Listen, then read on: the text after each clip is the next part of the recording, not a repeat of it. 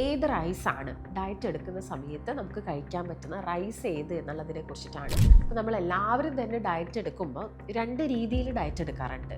Rice complete cut ചെയ്തിട്ട് carbs നല്ല രീതിയിൽ കുറയ്ക്കും. നമസ്കാരം, ഞാൻ ഡോക്ടർ ഭാഗ്യ, നീ നാച്ചുറൽ ഡയറ്റിലെ ആയുർവേദ ഡോക്ടറാണ്. ഇന്നത്തെ വീഡിയോയിലൂടെ നമ്മൾ ഡിസ്കസ് ചെയ്യുന്നത് ഏത് റൈസാണ് ഡയറ്റ് എടുക്കുന്ന സമയത്ത് നമുക്ക് കഴിക്കാൻ പറ്റുന്ന റൈസ് ഏത് എന്നുള്ളതിനെ കുറിച്ചിട്ടാണ് നമ്മളിന്ന് ഡിസ്കസ് ചെയ്യുന്നത്. അപ്പോൾ നമ്മളെല്ലാവരും തന്നെ ഡയറ്റ് എടുക്കുമ്പോൾ രണ്ട് രീതിയിൽ ഡയറ്റ് എടുക്കാറുണ്ട്. റൈസ് കംപ്ലീറ്റ് കട്ട് ചെയ്തിട്ട് കാർബ്സ് നല്ല രീതിയിൽ കുറയ്ക്കും. എന്നിട്ട് റൈസ് ഐറ്റംസ് എല്ലാം എന്ത് ചെയ്യും, നല്ല രീതിയിൽ തന്നെ കട്ട് ചെയ്യും. ഡയറ്റ് എടുക്കുന്ന ആളുകളുണ്ട്. പക്ഷേ ഒരു സൈഡിൽ മറ്റുള്ള ആളുകൾക്ക് ഈ റൈസ് തീരെ കട്ട് ചെയ്യാൻ പറ്റില്ല. അവർക്ക് ചെറിയൊരു ക്വാണ്ടിറ്റിയിലാണെങ്കിലും ഈ ഒരു അരിയാഹാരം കഴിക്കണം. ഇങ്ങനെയുള്ള ആളുകളും ഉണ്ട്. അപ്പോൾ അത്തരം ആളുകൾക്ക് ഏത് റൈസാണ് നല്ല ബെറ്ററായിട്ട് നമുക്ക് യൂസ് ചെയ്യാൻ പറ്റുന്നത് എന്നുള്ളതാണ് നമ്മൾ ഡിസ്കസ് ചെയ്യുന്നത്. അപ്പോൾ നമുക്ക് എല്ലാവർക്കും ഒരു അറിയുന്ന കാര്യമാണ്, ബ്രൗൺ റൈസും ഉണ്ട്, അതുപോലെ തന്നെ വൈറ്റ് റൈസും ഉണ്ട്. ഇതിൽ ബ്രൗൺ റൈസ് എന്ന് പറയുന്നത് കുറച്ചധികം ഗുണങ്ങൾ കൂടിയതാണ്. നമ്മൾ വൈറ്റ് റൈസിനെ കമ്പയർ ചെയ്യുന്ന സമയത്ത് ബ്രൗൺ റൈസ് കുറച്ചും കൂടി എന്താണ്, നമ്മുടെ ശരീരത്തിന് ഗുണങ്ങൾ തരുന്നുണ്ട്. അപ്പോൾ നമ്മൾ നോക്കുകയാണെങ്കിൽ ഇപ്പോൾ രണ്ട് നോക്കുന്ന സമയത്ത് ബ്രൗൺ റൈസിലാണെങ്കിലും വൈറ്റ് റൈസിലാണെങ്കിലും കാലോറി ഏകദേശം സെയിം തന്നെയാണ്. വലിയ ഡിഫറൻസ് ഒന്നും കാലോറിയിൽ വരുന്നില്ല. പക്ഷേ അത് ഡൈജഷൻ എടുക്കുന്ന സമയം വ്യത്യസ്തമാണ്. ബ്രൗൺ റൈസ് വളരെ പതിയെ ആണ് ഡൈജഷൻ നടക്കുന്നത് നമ്മുടെ ശരീരത്തിൽ. അതുകൊണ്ട് തന്നെ പെട്ടെന്ന് ഷുഗർ നമ്മുടെ രക്തത്തിലോട്ട് റിലീസ് ആവില്ല. പക്ഷേ വൈറ്റ് റൈസ് നിങ്ങൾ കഴിക്കുന്ന സമയത്ത് അതിനകത്ത് ഫൈബേഴ്സ് ഇല്ല, നാരുകളില്ല. അതുകൊണ്ട് തന്നെ പെട്ടെന്ന് നമ്മുടെ രക്തത്തിൽ ഷുഗർ റിലീസ് ചെയ്യാനുള്ള കാരണമാകുന്നുണ്ട്. അതുകൊണ്ട് നമുക്ക് എപ്പോഴും ഒരു ബെറ്റർ ചോയ്സ് ആയിട്ട് കഴിക്കാൻ പറ്റുന്നത് ബ്രൗൺ റൈസ് ആണ്. അപ്പോൾ ഈ ഒരു ബ്രൗൺ റൈസ് കഴിക്കുന്ന സമയത്ത് ബ്രൗൺ റൈസ് തന്നെ പല രീതിയിലുള്ള അരികളുണ്ട്, നിങ്ങൾക്കറിയാവുന്നതായിരിക്കാം.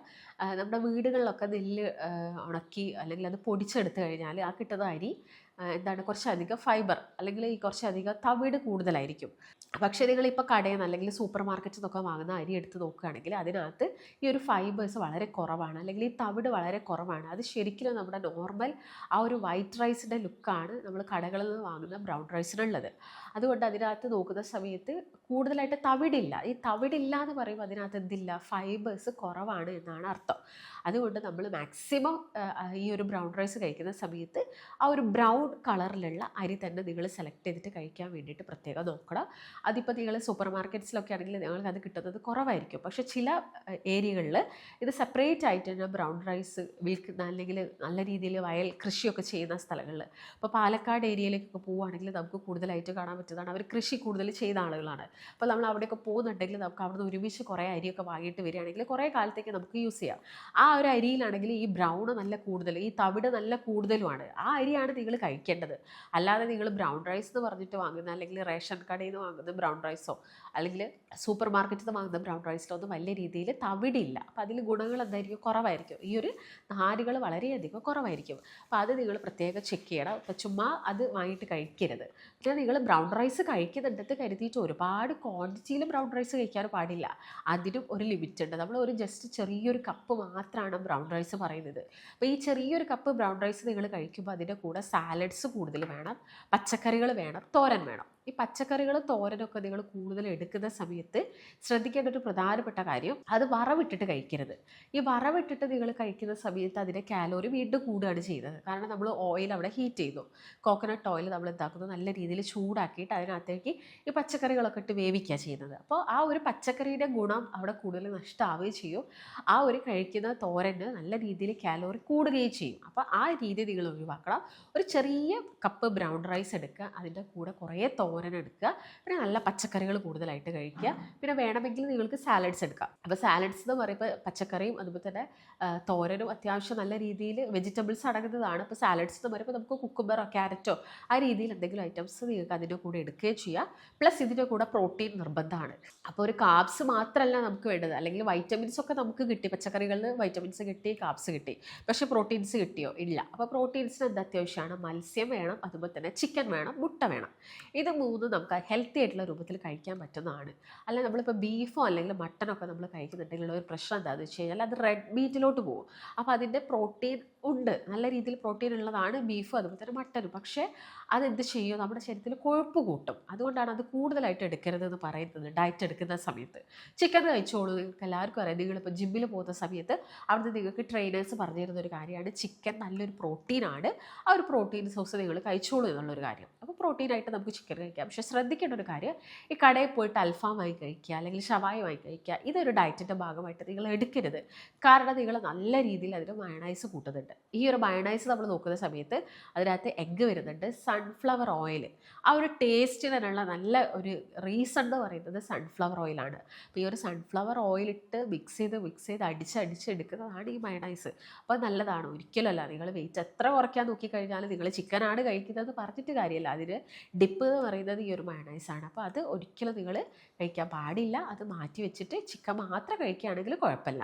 അപ്പോൾ അതിൽ നിങ്ങൾ ശ്രദ്ധിക്കേണ്ടത്, അത് ഓവറായിട്ട് ബേൺ ആയിട്ടുള്ള കരിഞ്ഞിട്ടുള്ള ചിക്കൻ കൂടുതലായിട്ട് കഴിക്കരുത്. ജസ്റ്റ് അത് ഒന്ന് നമ്മുടെ വീട്ടിലൊക്കെയാണ് ജസ്റ്റ് ഒന്ന് ഗ്രില്ല് ചെയ്തെടുക്കുക അല്ലെങ്കിൽ സ്റ്റീം ചെയ്തിട്ട് കഴിക്കുക. അപ്പോൾ പലരും പുറത്തുനിന്ന് ഈ ഒരു എല്ലാവർക്കും ഇഷ്ടപ്പെട്ടൊരു ബിരിയാണീനേക്കാളൊക്കെ ഏറ്റവും കൂടുതൽ ഇപ്പോൾ ആളുകൾ കഴിക്കുന്നതാണ് മന്തി റൈസ് എന്നൊക്കെ പറയുന്നത്. അപ്പോൾ മന്തിൻ്റെ കൂടെയാണെങ്കിൽ നിങ്ങൾ ഈ ഒരു അൽഫാം ചിക്കൻ അല്ലെങ്കിൽ ഷവായി ചിക്കൻ കൂടുതലായിട്ട് സജസ്റ്റ് ചെയ്യാതെ അത് ജസ്റ്റ് അതൊന്ന് വേവിച്ച് അല്ലെങ്കിൽ എന്താണ് സ്റ്റീം ചെയ്തെടുക്കുന്ന ചിക്കൻ ഉണ്ട്, അത് നിങ്ങളെല്ലാവരും ഒന്ന് പ്രിഫർ ചെയ്യാൻ വേണ്ടിയിട്ട് പ്രത്യേകം ശ്രദ്ധിക്കുക. അതാകുമ്പോൾ നമുക്ക് കുറച്ചുകൂടി എന്താണ് ഒരു ഹെൽത്ത് ബെനിഫിറ്റ്സ് കിട്ടും. അതിനകത്ത് വേറെ ഓയിൽ ആഡ് ചെയ്യുന്നില്ല, അതുപോലെ തന്നെ മസാലകൾ കുറവായിരിക്കും. മസാല കൂടി കഴിഞ്ഞാലും നമ്മൾ ഡയറ്റ് എടുക്കുന്ന സമയത്ത് നോർമലി ഉള്ള ഫുഡൊക്കെ നമ്മൾ കുറച്ചു, പിന്നെ നമ്മളൊരു മിതമായിട്ടുള്ള ലെവലിലെ ഫുഡ് എടുക്കുന്നുള്ളൂ. അപ്പോൾ നമ്മൾ എന്ത് ചെയ്യണം, ഈ മസാല ഐറ്റംസ് കൂടി ഒന്ന് കുറച്ചെടുക്കണം. ഇല്ലെങ്കിൽ നമ്മുടെ ഈ ഒരു അസിഡിറ്റി കൂടും, അതുപോലെ തന്നെ ഗ്യാസിൻ്റെ പ്രശ്നങ്ങൾ കൂടും, വൈറസ് സംബന്ധമായിട്ടുള്ള പ്രശ്നങ്ങൾ കൂടും. ഇപ്പോൾ കഴിഞ്ഞ ദിവസം ഒരു പേഷ്യൻ്റ് വന്നിട്ടുണ്ടായിരുന്നു, ആൾ ഡയറ്റ് എടുക്കാൻ വന്നതാണ്. അപ്പോൾ ഡയറ്റ് എടുക്കാൻ വന്ന സമയത്ത് ആൾക്കൊരു പ്രധാനപ്പെട്ട പ്രശ്നം എന്ന് പറയുന്നത് ഇൻഡൈജഷനാണ്. ഒരു തീരെ ദഹനം ശരിയാവുന്നില്ല. അപ്പോൾ ആൾ കൊളനോസ്കോപ്പി എടുത്തിട്ടുണ്ട്, എൻഡോസ്കോപ്പി എടുത്തിട്ടുണ്ട്. അപ്പോൾ അതിനകത്ത് കാണിച്ചൊരു കാര്യമാണ് ഗ്യാസ്ട്രൈറ്റിസ്, ക്രോണിക് ആയിട്ടുള്ള ഗ്യാസ്ട്രൈറ്റിസ് ആൾക്കുണ്ട്. അപ്പോൾ ആളുടെ ഒരു പ്രധാനപ്പെട്ട ഫുഡ് എന്ന് പറയുന്നത് നല്ല സ്പൈസി ആയിട്ടുള്ള ഫുഡുകൾ. ആൾക്ക് സ്പൈസി ഫുഡ് നിർബന്ധമാണ്. അപ്പോൾ ഈ ഒരു ഇൻഡൈജഷൻ കാരണം ആൾ ഏതെങ്കിലുമൊക്കെ സമയത്തെ ഫുഡ് കഴിക്കുന്നുള്ളൂ. അപ്പോൾ കഴിക്കുന്ന സമയത്താണെങ്കിൽ കുറേ കഴിക്കുകയും ചെയ്യും. അപ്പോൾ ആൾക്ക് ഒരു ചെറിയൊരു പുകച്ചിൽ പോലെയോ അല്ലെങ്കിൽ വയറ്റുന്ന ഒരു ഗ്യാസ് പോലെയൊക്കെ വരുന്നുണ്ട്. പക്ഷേ അതെന്ത് ചെയ്തു, അത് നെഗ്ലക്റ്റ് ചെയ്തിട്ട് ആൾ വീണ്ടും ഈ ഫുഡ് കഴിച്ചുകൊണ്ടിരിക്കുകയാണ്. അതുകൊണ്ടാണ് ആൾക്ക് എന്തായത്, ഇപ്പം ഗ്യാസ്ട്രൈറ്റിസ് വന്നു, അമിതവണ്ണം വന്നു. അമിതവണ്ണം വരാൻ കാരണം എന്താ ഞാൻ പറഞ്ഞു, കറക്റ്റ് സമയത്ത് ഫുഡ് കഴിക്കുന്നില്ല. പക്ഷേ കഴിക്കുന്ന സമയത്ത് എന്ത് ചെയ്യും, നല്ല രീതിയിൽ കഴിക്കുകയും ചെയ്യുന്നുണ്ട്. പിന്നെ രാത്രിയൊക്കെ വളരെ ലേറ്റായിട്ടാണ് കഴിക്കുന്നത്. 10 മണിക്ക് ഫുഡ് കഴിച്ചിട്ട് 11:30 ആ ഒരു സമയത്തൊക്കെയാണ് ആൾ ഉറങ്ങുന്നത്. അപ്പോൾ എല്ലാം തന്നെ ആളെ ടോട്ടലി സംബന്ധിച്ചിടത്തോളം ഫുൾ പ്രശ്നങ്ങളാണ്. അപ്പോൾ ആൾക്ക് ഫിസിക്കലി പ്രശ്നങ്ങളുണ്ട്, മെൻ്റലി പ്രശ്നങ്ങളുണ്ട്, വയറിന് ബുദ്ധിമുട്ട് വന്നു, ശരീരത്തിന് ഇത് കാരണം ഒരു ഉഷാർ കിട്ടുന്നില്ല, അങ്ങനെ ഒരുപാട് ബുദ്ധിമുട്ടുകളായിട്ടാണ് ആ പേഷ്യൻ്റ് നമ്മളെടുത്ത് വന്നിട്ടുള്ളത്.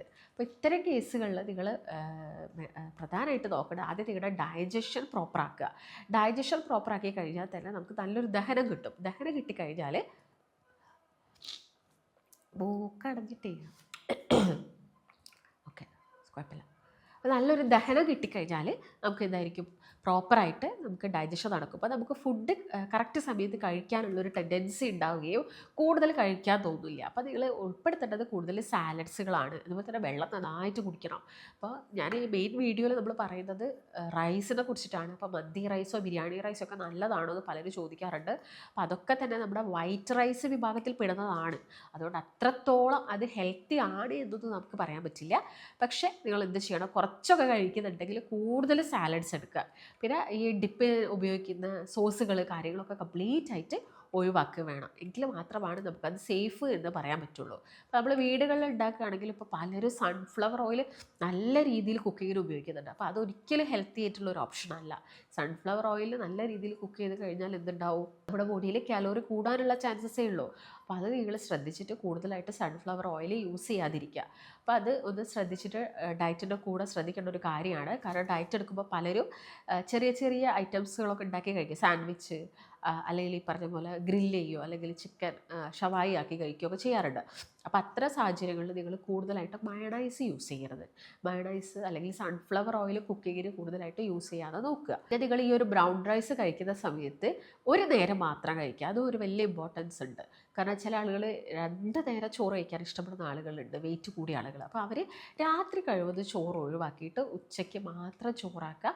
അതൊരു കപ്പ്, ചെറിയൊരു കപ്പ് ചോറെടുത്തിട്ട് ബാക്കി എല്ലാ വിഭവങ്ങളും കൂടുതൽ അളവിൽ വേണം. പിന്നെ ശ്രദ്ധിക്കേണ്ട എല്ലാവരും, ഡയറ്റ് എടുക്കുന്ന ആളുകളെല്ലാവരും തന്നെ ശ്രദ്ധിക്കേണ്ട ഒരു കാര്യമാണ്, ഫുഡ് കഴിച്ച പാടെ നിങ്ങൾ പോയിട്ട് ഇരിക്കുകയോ കിടക്കുകയോ ചെയ്യാൻ പാടില്ല. ഇത് നിങ്ങൾക്ക് കുടവയർ ഷുവറായിട്ട് ഉണ്ടാക്കും. അപ്പോൾ നിങ്ങൾ ഫുഡ് കഴിച്ച പാടെ തന്നെ എന്ത് ചെയ്യണം, നിങ്ങൾ എക്സസൈസ് ചെയ്യണം എന്നൊന്നും പറയുന്നില്ല. വലിയൊരു എക്സസൈസ് ഒന്നും നമുക്ക് ഫുഡ് കഴിച്ച പാടെ ചെയ്യാനൊന്നും തോന്നൂല. ഒരു മൈൽഡ് വാക്കിങ്, ചെറിയൊരു നടത്തം, ഒരു 5-10 മിനിറ്റ് നിങ്ങൾ എന്ത് ചെയ്യണം, നന്നായിട്ടൊന്ന് നടക്കണം. അതുപോലെ തന്നെ നിങ്ങളെ കാലുകൾ ജസ്റ്റ് ഒന്ന് മൂവ് ചെയ്യിക്കുക. നമ്മൾ ജസ്റ്റ് കാല് പാദം ടൈലിൽ വെച്ചിട്ട് ജസ്റ്റ് ഭയങ്കര ഒന്ന് മൂവ് ചെയ്ത് കഴിയുമ്പോൾ തന്നെ നമ്മുടെ കാഫ് മസിൽസിനൊക്കെ നല്ല എന്തായിരിക്കും, ഒരു ആക്ടിവിറ്റി അല്ലെങ്കിൽ കുറച്ചുകൂടി ഒരു ആക്റ്റീവ് ആവുകയും നമ്മുടെ ശരീരത്തിൽ അധികമായിട്ട് വരുന്ന ഒരു എനർജി ബേൺ ആവുകയും ചെയ്യുന്നുണ്ട്. അപ്പോൾ അത് നിങ്ങൾക്ക് എല്ലാവർക്കും എന്ത് ചെയ്യാൻ പറ്റും, ചെയ്ത് നോക്കാൻ പറ്റുന്ന ഒരു എക്സസൈസാണ്. അതെല്ലാവരും ചെയ്യുക. ഇപ്പോൾ വെയിറ്റ് ലോസിന് ആഗ്രഹിക്കുന്ന എല്ലാ വ്യക്തികളും അത് ചെയ്യേണ്ടതുണ്ട്. പിന്നെ ഭക്ഷണം കഴിച്ച പാടെ വെള്ളം കുടിക്കരുത്. അതുപോലെ തന്നെയാണ് വെള്ളം കുടിച്ചിട്ട് പോയിട്ട് കിടക്കാനും പാടില്ല. ഇതും അസിഡിറ്റി പോലെയുള്ള പ്രശ്നങ്ങളൊക്കെ ക്രിയേറ്റ് ചെയ്യുന്നതിന് കാരണമാവുന്നുണ്ട്. അപ്പോൾ നിങ്ങൾ ഡയറ്റ് എടുക്കുന്ന സമയത്ത് എല്ലാവരും ശ്രദ്ധിക്കേണ്ട കാര്യങ്ങളാണ് ഇപ്പോൾ ഞാൻ പറഞ്ഞിരിക്കുന്നത്. ബ്രൗൺ റൈസ് കൃത്യമായിട്ടുള്ള അളവിൽ കഴിക്കണം. അതൊരു പരിധിയിൽ കൂടാൻ പാടില്ല. കൂടിക്കഴിഞ്ഞാൽ കാലോറി കൂടും. പക്ഷേ ഫൈബേഴ്സ് ഉണ്ട്. ഫൈബേഴ്സ് ഉള്ളതുകൊണ്ട് തന്നെ നമുക്ക് ഈ ഷുഗർ രക്തത്തിലോട്ട് പെട്ടെന്ന് റിലീസ് ചെയ്യുന്നത് പ്രിവെൻറ്റ് ചെയ്യാൻ പറ്റും. അതുപോലെ തന്നെ ഷുഗർ പേഷ്യൻസിനും ബെസ്റ്റ് ആയിട്ടുള്ള ഒരു റൈസാണ് ബ്രൗൺ റൈസ്. അപ്പോൾ നിങ്ങളെല്ലാവരും അതൊന്ന് ട്രൈ ചെയ്ത് നോക്കുക. അപ്പോൾ നിങ്ങൾക്കിപ്പോൾ വെയിറ്റ് ലോസിന് ആഗ്രഹമുണ്ട്, ഒരു വെയിറ്റ് ലോസ് ജേർണി തുടങ്ങാൻ ആഗ്രഹിക്കുന്ന വ്യക്തികളൊക്കെയാണ്, നല്ലൊരു ഡയറ്റ് വേണം, ഒരു ഡയറ്റീഷ്യൻ്റെ സപ്പോർട്ട് വേണം എന്ന് ആഗ്രഹിക്കുന്ന വ്യക്തികളൊക്കെ ആണെങ്കിൽ താഴെ കാണുന്ന നമ്പറിൽ കോൺടാക്ട് ചെയ്യുക. മറ്റൊരു നല്ല ഹെൽത്ത് ടോപ്പിക്കുമായിട്ട് വീണ്ടും കാണാം. അതുപോലെ തന്നെ നീം നാച്ചുറൽ ഡയറ്റിൽ ഒരു ഡോക്ടറിൻ്റെ നിർദ്ദേശപ്രകാരം ഒരു ഡയറ്റീഷ്യൻ്റെ സഹായത്തോടു കൂടി തന്നെ 1 മാസം കൊണ്ട് നമുക്ക് 4 മുതൽ 12 കിലോ വരെ കുറച്ചെടുക്കാൻ സാധിക്കും. ഈ ഒരു ഡയറ്റ് നമ്മൾ ഫോളോ ചെയ്യുന്നുണ്ടെങ്കിൽ മെഡിക്കേഷൻസ് ഒന്നും ഇല്ലാതെ തന്നെ ഹെൽത്തി ആയിട്ടുള്ള ഒരു ഡയറ്റിലൂടെ നമുക്ക് വെയിറ്റ് കുറച്ചെടുക്കാം. ഈ ഒരു ഡയറ്റീഷ്യൻ നിങ്ങളുടെ കൂടെ ഒരു ദിവസം കംപ്ലീറ്റ് ആയിട്ട് ഉണ്ടാവും. 1 മാസം നിങ്ങളുടെ കൂടെ തന്നെ നിന്ന് നമുക്ക് വളരെ ഈസി ആയിട്ട് വെയിറ്റ് കുറച്ചെടുക്കാൻ സാധിക്കും. ഈ ഒരു ഡയറ്റിൽ ജോയിൻ ചെയ്യാൻ നിങ്ങൾ താഴെ കാണുന്ന നമ്പറിൽ കോൺടാക്ട് ചെയ്യുക.